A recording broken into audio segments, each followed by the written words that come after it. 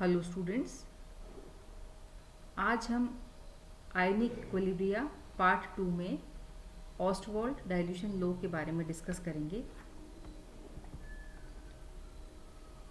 Part 1 में हमने ऑरिनियस theory के पोस्टुलेट्स के अंतर्गत हमने देखा था कि आयोनाइज्ड और अनआयोनाइज्ड मॉलिक्यूल के बीच में एक डायनेमिक इक्विलिब्रियम पाया जाता है। ऑस्टवाल्ड के अनुसार यदि लॉ ऑफ मास एक्शन इस इक्विलिब्रियम पर हम अप्लाई करें तो उसके लिए हम किसी इलेक्ट्रोलाइट AB की बात करेंगे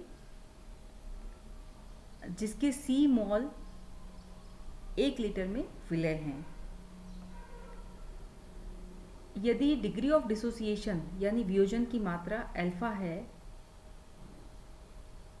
तो हम यहाँ पर देखेंगे कि AB जो है वो आयोनाइज्ड होगा और A+ और B- में कन्वर्ट होता है।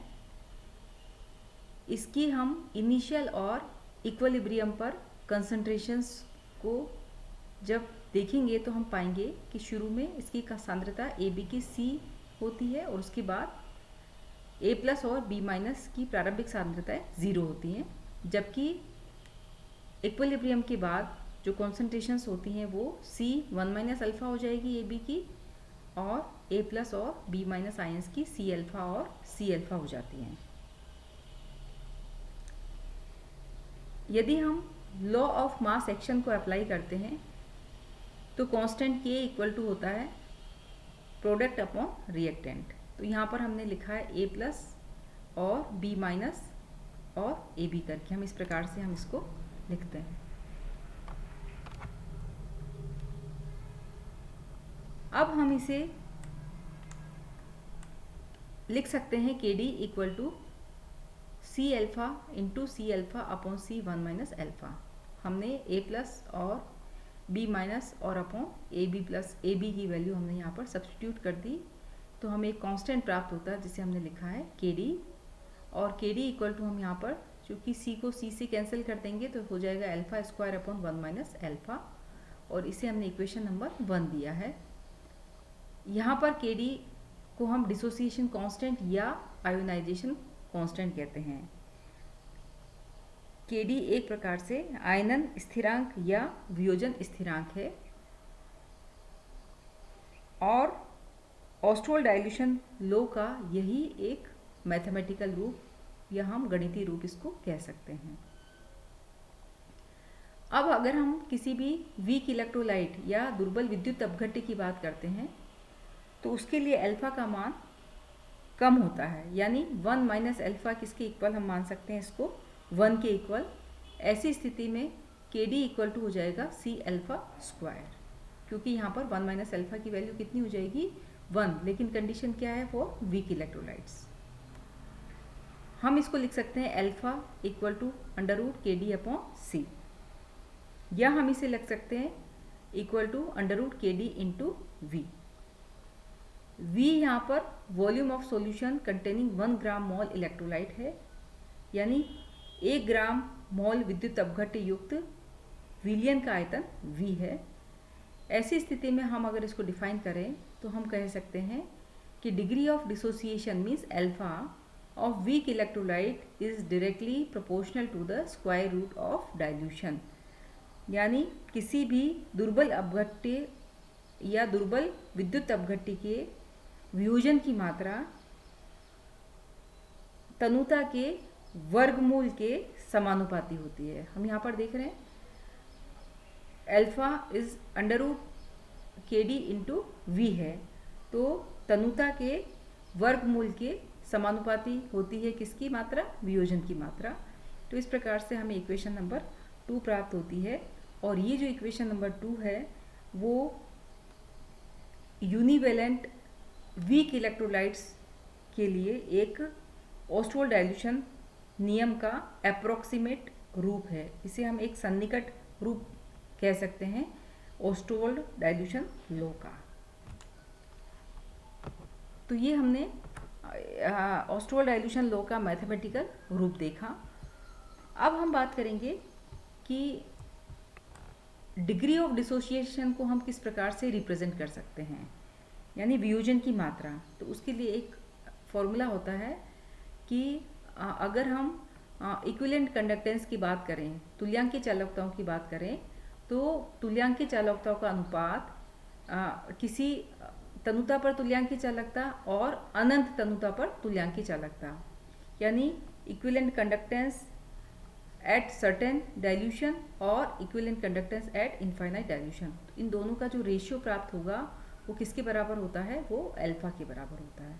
Alpha means degree of dissociation. इस प्रकार से हम इक्वेशन नंबर 3 प्राप्त करते हैं, जिसमें अल्फा की वैल्यू हमने यहाँ पर इक्विवेलेंट कंडक्टेंस के रेशियो से हमने निर्धारित की है।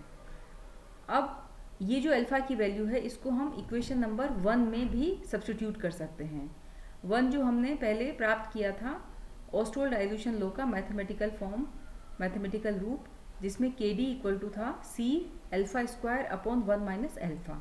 तो सी तो है यहाँ पर, और अल्फा की जगह हमने ये वैल्यूज रख दिया, तुल्यांकी चालकताओं का अनुपात स्क्वायर अपॉन 1 माइनस, ये फिर से आप देखिए ये अल्फा की वैल्यू है। तो इस प्रकार से हमें प्राप्त हो जाएगा, इसको जब हम सॉल्व करेंगे तो हमें ये इक्वेशन नंबर 4 प्राप्त हो जाएगी। तो ये भी एक प्रकार से ऑस्टोल डाइल्यूशन लॉ का एक गणितीय रूप है। तो इस प्रकार से हम अलग अलग तरीके से गणितीय रूप हम ऑस्टोल डाइल्यूशन लॉ के प्राप्त करते हैं। अब आगे बात करेंगे हम कि जो ऑस्टोल डाइल्यूशन लॉ है उसका हम प्रायोगिक रूप से सत्यापन किस प्रकार से करें।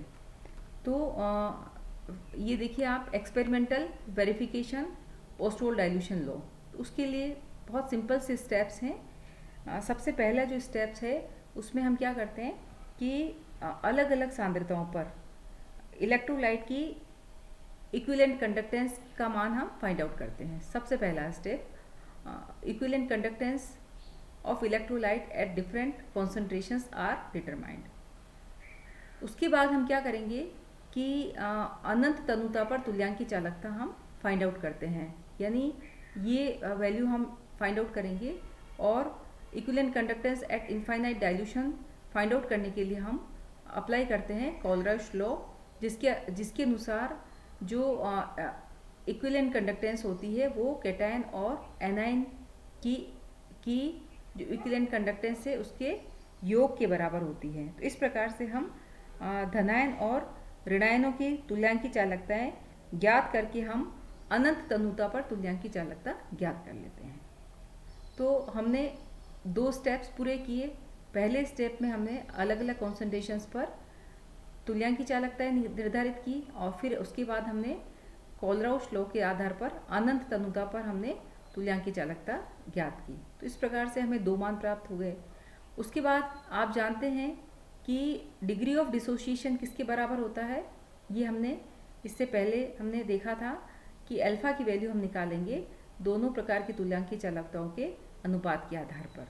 तो हमें अल्फा की वैल्यू प्राप्त हो गई। अल्फा की वैल्यू को प्राप्त होने के बाद हम इन सभी मानों को हम रखेंगे के डी, जो कि डिसोसिएशन कांस्टेंट आपने निकाला, के डी इक्वल टू था C alpha square upon 1 minus alpha से हमने वैल्यू फाइंड आउट कर ली के डी की। तो इस प्रकार हम विभिन्न कॉन्सेंट्रेशंस के लिए के डी की वैल्यू फाइंड आउट करते हैं, और के डी के मान अगर स्थिर आते हैं तो ऑस्टोल डाइल्यूशन लॉ जो है वो सत्यापित हो जाता है। तो देखिए आप इसको और आसानी से एक टेबल से समझ सकते हैं। यहाँ आप देखेंगे dissociation constant of acetic acid in aqua solution at 298 kelvin temperature पर। अब यहाँ पर देखिए आप अलग अलग, सबसे पहला स्टेप ही हमारा यही था कि अलग अलग कॉन्सेंट्रेशंस के सॉल्यूशंस आपको बनाने। देखिए 0.001 का, फिर then 005, then 01, then 05 and then 0.10। तो इस प्रकार से हमने इंक्रीजिंग ऑर्डर में कंसंट्रेशंस के सॉल्यूशंस तैयार किए, किसके, एसिटिक एसिड के। उसके बाद हम इनकी इक्विवेलेंट कंडक्टेंस फाइंड आउट करते हैं, और उसके बाद हम अल्फा की वैल्यू फाइंड आउट करते हैं, equivalent conductance at certain value और at infinite value, infinite dilution हम कह सकते हैं, उस पर हमने अल्फा की वैल्यू फाइंड आउट कर ली। और लास्ट स्टेप में हमने क्या किया, इस K D equal to alpha square C alpha square upon 1 minus alpha. इसमें हमने इन वैल्यूज़ को सब्स्टिट्यूट किया और हमें जो फाइनल के डी के मान प्राप्त हुए, जब हम इनको देखते हैं तो देखिए ये लगभग हमें स्थिर प्राप्त होते हैं। तो इस प्रकार से ओस्टोल डाइल्यूशन लो नियम की पुष्टि होती है कब? जब के डी के मान कॉन्स्टेंट्स प्राप्त होते हैं। ये हमने बात की थी experimental verification of Ostwald dilution law. इसी के साथ हम बात करेंगे लिमिटेशंस की। इसकी कुछ सीमाएं हैं ओस्टोल तनुता नियम के सीमाएं। तो देखिए, सबसे इम्पॉर्टेंट बात यह है कि जितने भी वीक इलेक्ट्रोलाइट्स हैं, दुर्बल विद्युत अपघट्य हैं, वो सभी ओस्टोल डाइल्यूशन लॉ का लगभग पूर्ण रूप से पालन करते हैं। They obey completely Ostwald dilution law, but this law is failed completely in the case of the strong electrolytes such as HCl, KCl, NaCl etc. तो इस प्रकार से जैसे हम स्ट्रॉन्ग इलेक्ट्रोलाइट्स की बात करते हैं तो ये ओस्टोल डाइल्यूशन लॉ जो है वो फेल हो जाता है। इसको हम और एक्सप्लेन कर सकते हैं कि यदि हम KCl जो कि एक स्ट्रॉन्ग इलेक्ट्रोलाइट है उसके लिए हम KD का मान निकालेंगे तो आप देखिए कि किस प्रकार से जो है KD का मान कांस्टेंट हमें नहीं प्राप्त होता है। बिल्कुल जैसे हमने एक्सपेरिमेंटल वेरिफिकेशन किया था उसी प्रकार से ये टेबल प्रिपेयर की गई है जिसमें अलग अलग डाइल्यूशन के सॉल्यूशंस हैं। उसके बाद इनकी इक्विवेलेंट कंडक्टेंस निकाली है, फिर इसका डिसोसिएशन कांस्टेंट निकाला है और यहाँ पर हमने KD की वैल्यू फाइंड आउट की है। तो हम यहाँ पर क्या पाएंगे कि जो KD की जो वैल्यू है फॉर KCl, तो यहाँ पर देखते हैं कि KD की जो वैल्यू है वो कांस्टेंट नहीं प्राप्त होती है। तो इस प्रकार से ये ओस्टोल डाइल्यूशन लॉ को ये फॉलो नहीं करता है। It is not valid for the strong electrolytes. तो इस प्रकार the failure of this law in the case of the strong electrolyte is due to the fact. तो यहाँ हम दो कारण बताएंगे कि जो स्ट्रॉन्ग इलेक्ट्रोलाइट के लिए ओस्टोल डाइल्यूशन लॉ है वो क्यों फेल हो जाता है। तो देखिए स्टूडेंट, सबसे पहली जो फेलियर है वो क्या है इस यहाँ पर कि ये जो नियम है ओस्टोल डाइल्यूशन लॉ ये ऑरिनियस के सिद्धांत पर आधारित है। हमने पार्ट 1 में देखा था कि जो ऑरिनियस की थ्योरी थी उसके अनुसार क्या था कि इलेक्ट्रोलाइट आंशिक रूप से वियोजित होते हैं, पार्शियली डिसोसिएट होते हैं, केवल इनफाइनाइट डाइल्यूशन पर ही वे पूर्ण रूप से कंप्लीटली आयोनाइज्ड होते हैं। ये हमने बात की थी ऑरिनियस की थ्योरी और उसी पर आधारित है ये ओस्टोल डाइल्यूशन लॉ। तो हम ये कह सकते हैं कि ये जो स्टेटमेंट है वो वीक इलेक्ट्रोलाइट के लिए तो सही है, क्योंकि वीक इलेक्ट्रोलाइट जो होते हैं वो कंप्लीटली वीक इलेक्ट्रोलाइट्स होते हैं जो पार्शियली डिसोसिएटेड होते हैं, लेकिन इनफाइनाइट डाइल्यूशन पर ही वो कंप्लीटली डिसोसिएट होते हैं। लेकिन जो स्ट्रॉन्ग इलेक्ट्रोलाइट्स हैं उनके लिए ये एप्लीकेबल नहीं होता, क्योंकि प्रबल विद्युत अपघट्य जो होते हैं वो लगभग सभी डाइल्यूशन पर, सभी तनुता पर पूर्ण रूप से डिसोसिएटेड होते हैं, यानी पूर्ण रूप से वियोजित होते हैं। तो इस प्रकार से जो इसकी असफलता का जो कारण है वो ये एक मुख्य कारण है। दूसरा हम देखेंगे कि सॉल्यूशन में आयंस के मध्य में इलेक्ट्रोस्टैटिक फोर्स ऑफ अट्रैक्शन पाए जाते हैं। तो अगर वीक इलेक्ट्रोलाइट है तो फोर्स ऑफ अट्रैक्शन कम होगा और अगर स्ट्रॉन्ग इलेक्ट्रोलाइट है तो फोर्स ऑफ अट्रैक्शन ज़्यादा होगा। इसके साथ ही आयंस जो होते हैं वो हाइड्रेटेड होते हैं, यानी जल योजित होते हैं। तो इस प्रकार से हमें लॉ ऑफ मास एक्शन में कॉन्सेंट्रेशन के स्थान पर एक्टिविटी टर्म का उपयोग करना चाहिए। तो यहाँ पर कॉन्सेंट्रेशन टर्म यूज़ किया गया है, जबकि यहाँ पर हम देख रहे हैं कि अगर स्ट्रॉन्ग इलेक्ट्रोलाइट्स की बात करेंगे तो वहाँ पर उनमें आयंस के बीच में स्ट्रॉन्ग फोर्स ऑफ अट्रैक्शन होता है। इसी प्रकार से आयंस वाटर के साथ मिलकर के हाइड्रेटेड आयंस बना लेते हैं, तो उनकी एक्चुअल कंसंट्रेशन जो होती है वो अलग हो जाती है। इसीलिए हमें एक्टिविटी टर्म को उपयोग करना चाहिए, जबकि यहाँ पर नहीं किया गया। तो इस प्रकार से ये भी एक असफलता हो गई ऑस्ट्रोल डाइल्यूशन लॉ की। इस प्रकार से हमने ऑस्ट्रोल डाइल्यूशन लॉ देखा, उसका एक्सपेरिमेंटल वेरिफिकेशन देखा और उसकी लिमिटेशंस और फेल्योर्स देखी। अब हम बात करेंगे, कुछ हम न्यूमेरिकल्स देख लेते हैं, कैलकुलेशंस, क्योंकि इसके न्यूमेरिकल बहुत सिंपल आते हैं और बिल्कुल फॉर्मूला बेस्ड होते हैं, तो बहुत आसानी से आप उन मान को सब्स्टिट्यूट करके आप फाइंड आउट कर सकते हैं।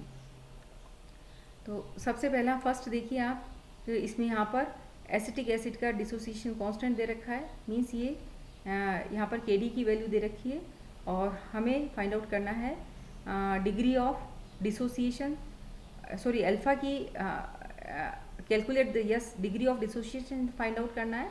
कब? जब हमने इसमें यहाँ पर कॉन्सेंट्रेशन या वॉल्यूम दे रखा है n/20 एसिटिक एसिड के लिए, तो ये इसकी नॉर्मलिटी दे रखी है। तो इस प्रकार से हम alpha equal to √Kd into V, ये आपने निकाला था, और यहाँ पर चूँकि Kd की वैल्यू दे रखी है, V की वैल्यू n/20 एसिटिक एसिड है तो वॉल्यूम 20, और इस प्रकार से 1 इसको जब हम सॉल्व करेंगे तो ये वैल्यू हमें फाइंड आउट हो जाएगी, और इसको आप परसेंटेज में भी फाइंड आउट कर सकते हैं। तो ये बहुत ही सिंपल सा एक न्यूमेरिकल है जो आप आराम से कर पाएंगे। नेक्स्ट हम बात करेंगे, देखिए अगला क्वेश्चन दे रखा है यहाँ पर कि ये 0.072 m solution of the acetic acid is 2.01% dissociated.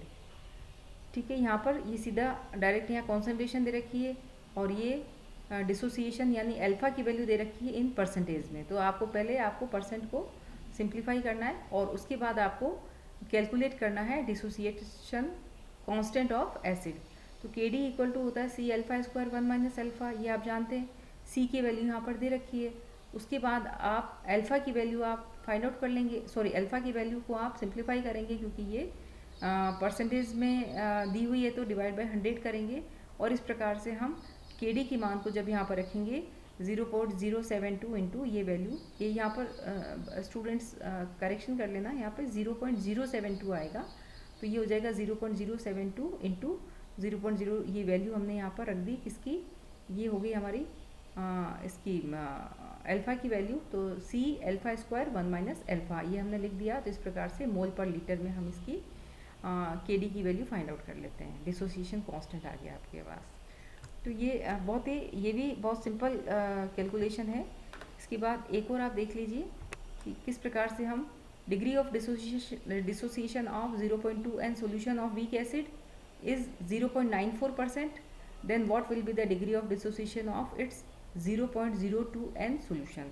तो इस प्रकार से हमें 2 स्टेप में ये क्वेश्चन पूरा करना है कि पहले स्टेप में हमें दे रखा है कि अगर कॉन्सेंट्रेशन अगर 0.02 n है तो क्या होगा, और दूसरे में हमें दे रखा है अगर कॉन्सेंट्रेशन को हमने चेंज किया और वो कितना हो गया 0.02 n सोल्यूशन हो गया, तो 0.2 से अगर कॉन्सेंट्रेशन को चेंज किया है 0.02 n में, तो ऐसी स्थिति में विलयन की वियोजन की मात्रा क्या होगी। तो इस प्रकार से सबसे पहले हम कैलकुलेट करेंगे यहाँ पर Kd इक्वल टू आप जानते हैं C∆2 होता है, तो C की वैल्यू आपने यहाँ से आप पुट करेंगे 0.02 n है, तो इसको ग्राम पर लीटर में आप कन्वर्ट करेंगे तो 0.2 ग्राम पर लीटर हो जाएगा। उसके बाद अल्फ़ा की वैल्यू दे रखी है यहाँ पर 0.94% है, तो आप इसको सिंप्लीफाई करेंगे और इस प्रकार से हमें Kd की वैल्यू ये ग्राम पर लीटर में प्राप्त हो जाएगी, और ये हो जाएगी 0.2 इंटू 0.0094 का होल स्क्वायर ग्राम पर लीटर में।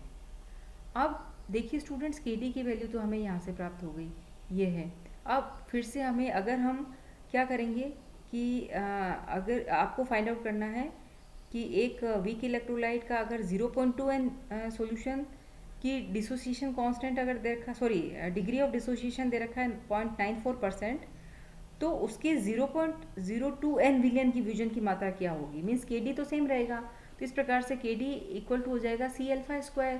तो Kd की वैल्यू जो आपने यहाँ पर फाइंड आउट की है उसको आप एज इट इज़ रिपीट करेंगे यहाँ पर, और C की वैल्यू आप लिख देंगे 0.02 क्योंकि अब कॉन्सेंट्रेशन जो है वो चेंज हो गई, और इंटू अल्फ़ा²। तो इस प्रकार से अल्फ़ा² इक्वल टू क्या हो जाएगा 0.2 इंटू 0.0094 का स्क्वायर अपॉन 0.02। तो इस प्रकार से हमने अल्फ़ा स्क्वायर निकाल दिया और हम अल्फ़ा इसका अंडर रूट करेंगे तो हमें अल्फ़ा की वैल्यू प्राप्त हो जाएगी। और इसको अगर आप परसेंटेज में लिखना चाहें तो ये हो जाएगा 2.0297% आना चाहिए। यहाँ पर भी एक शायद एक ज़ीरो का कुछ गड़बड़ है। ये अल्फ़ा सॉरी 2 ये परसेंटेज में है, ठीक है। ये सॉरी अल्फ़ा की वैल्यू आ जाएगी 0.02973 और इस प्रकार से अगर हम वियोजन की मात्रा इन परसेंटेज में लिखना चाहेंगे तो ये आ जाएगी 2.973 %। तो ये इस प्रकार से हमने इसकी कुछ कैलकुलेशंस देखी। अब इसका जो लास्ट पार्ट है जो कि इसी से रिलेटेड है तो उसको भी हम कंप्लीट कर लेते हैं। वो है लिमिटेशंस ऑफ ऑरिनियस थ्योरी। इसकी जो सीमाएं हैं वो क्या हैं कि जो इस weak electrolyte Austro dilution law का लगभग पूर्ण रूप से पालन करते हैं, लेकिन जो स्ट्रॉन्ग इलेक्ट्रोलाइट्स हैं जैसे NaCl है, KCl है आदि के लिए ये नियम पूर्णतः असफल होता है। तो जो हम बात कर रहे थे ऑस्ट्रो डाइल्यूशन लॉ की, तो इसी प्रकार से जो ऑरिनियस ने अपनी कुछ लिमिटेशंस दी, उसने ये बताया कि पहला लिमिटेशन क्या है इसकी कि जो ऑस्ट्रो डाइल्यूशन लॉ है जो कि ऑरिनियस सिद्धांत पर ही आधारित है, वो स्ट्रॉन्ग इलेक्ट्रोलाइट के लिए असफल है। जो हमने अभी ये बात हम बार बार कर रहे हैं, तो वही इसकी ऑरिनियस की एक पहली जो असफलता है, पहली जो कमी है, वो भी यही वाली हम आप लिखेंगे। सेकंड हम देखेंगे कि आयनिक कंपाउंड्स हैं उनमें NaCl है, जैसे KCl है आदि का अगर हम एक्सरे स्टडी करें आयनिक कंपाउंड की, तो हम ये पाते हैं कि सॉलिड स्टेट में जब वो ठोस अवस्था में उपस्थित होते हैं तो उनके जालक में, उनकी लैटिस के अंदर आयंस प्रेजेंट होते हैं। तो हम ये बात कहें कि ओरिनियस ने अपने पोस्टुलेट में कहा था कि विलियन के अंदर आयन पुनः संयुक्त होकर के अणु बनाते हैं, यानी सॉल्यूशन के अंदर। तो ये ज़रूरी नहीं है कि विलियन हो, क्योंकि एक्सरे स्टडी से ये पाया गया कि जब वो सॉलिड स्टेट में होते हैं उस समय भी उनके लैटिस के अंदर आयंस मौजूद होते हैं। तो ये भी इसकी एक कमी मान लीजिए ऑरिनियस थ्योरी की। तो ये है कि विलियन सॉल्यूशन की आवश्यकता नहीं होती है, जब वो सॉलिड स्टेट में होते हैं तब भी आयंस प्राप्त हो जाते हैं। थर्ड जो अवधारणा है वो ये है कि स्ट्रॉन्ग इलेक्ट्रोलाइट, जैसे हम NaCl की बात करें, तो जब वो मोल्टन स्टेट में होता है, गलित अवस्था में होता है, तो वो इलेक्ट्रिसिटी कंडक्ट करता है, यानी विद्युत का संचालन करता है। गलित अवस्था मोल्टन स्टेट में आयन क्रिस्टल लैटिस को छोड़ करके, लैटिस को त्याग करके फ्रीली मूव करते हैं। तो इस प्रकार से ये स्पष्ट होता है कि इलेक्ट्रोलाइट का वियोजन जल की अनुपस्थिति में हो जाता है, तो यानी वाटर की आवश्यकता नहीं होती है। तो ओरिनियस सिद्धांत के अनुसार वियोजन के लिए जल की उपस्थिति आवश्यक है, ये ज़रूरी नहीं है। तो ये भी इसकी एक अगली कमी हो गई। सॉरी,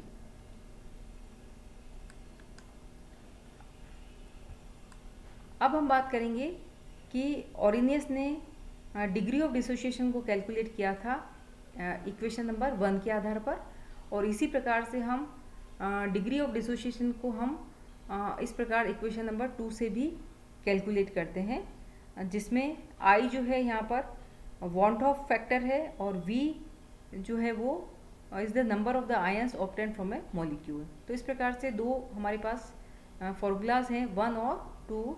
इन दोनों से हम जब अल्फ़ा की वैल्यू फाइंड आउट करते हैं, यानी डिग्री ऑफ डिसोसिएशन जब हम फाइंड आउट करते हैं, तो स्ट्रॉन्ग इलेक्ट्रोलाइट के लिए अल्फ़ा के मान समान प्राप्त नहीं होते। दोनों इक्वेशन से हमें जो अल्फ़ा के मान प्राप्त होते हैं वो अलग अलग प्राप्त होते हैं। तो ये भी एक प्रकार से इसकी कमी हो गई।